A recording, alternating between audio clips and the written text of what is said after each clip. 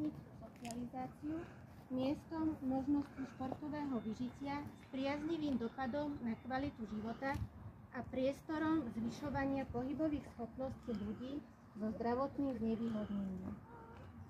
Športovisko vzniklo v kontexte debarierizačných úprav prízemia budovy školy, v kontexte už existujúcej vonkajšej posilňovne, v kontexte dostupnosti a v kontexte poslania zdravotníckej školy, ktorá má záujem spolu so žiakmi byť nositeľmi myšlienok a princípov inklúzie.